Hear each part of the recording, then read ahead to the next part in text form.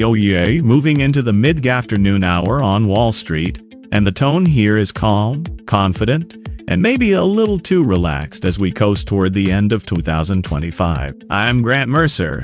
This is Storm Stock Solutions, and let's bring some clarity to the chaos in today's markets. What's grabbed traders' attention? This hour is a big-picture assessment of the Fed. According to MarketWatch columnist Brett Arends, the emerging narrative is that Jerome Powell was right all along, meaning those higher for longer rate policies likely prevented inflation from reigniting and kept the economy from overheating. That kind of retrospective validation for the Fed often reinforces the soft landing story and helps keep a bid under risk assets as we head into the new year. At the same time, there's a more fragile side to that macro picture. Reporting from MarketWatch's Jenna Contino highlights that Americans are starting the new year with record levels of debt.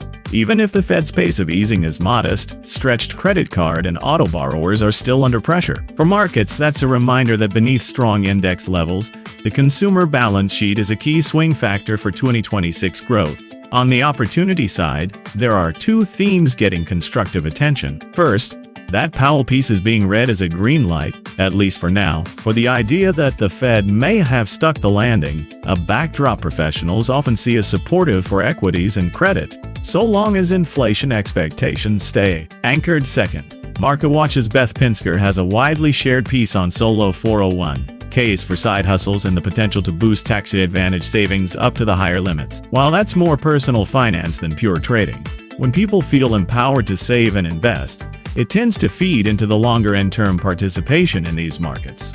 On the flip side, there are areas to handle with more care. That record household debt story is a clear warning. If rates stay elevated relative to pre-COVID norms, heavily leveraged consumers and lenders exposed to them could feel the pinch. Professionals will be watching banks, card issuers, and autos for any signs that delinquencies or charge-offs are ticking higher as we move into the first quarter.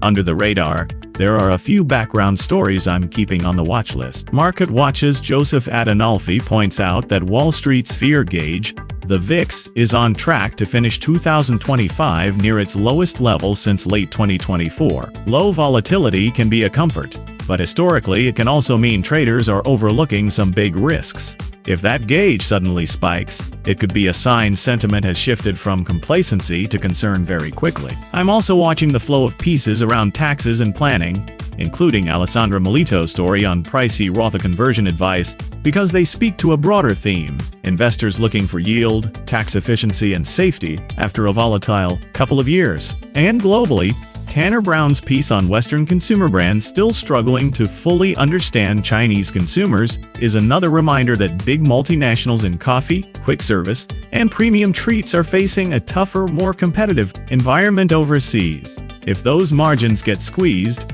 it can show up in next year's earnings season. Into the next hour, I'll be watching whether this low volatility, Powell got it right, narrative holds into the close, or whether we see any latch day hedging as traders think about 2026 and the reality of record household debt and elevated prices for necessities like food. We'll break it all down for you at the closing bell. Remember, this is information and education, not personalized financial advice. As always, I'll be here to keep clarity through the chaos of these markets. On behalf of Storm Stock Solutions, I'm Grant Mercer. Stay sharp, stay steady.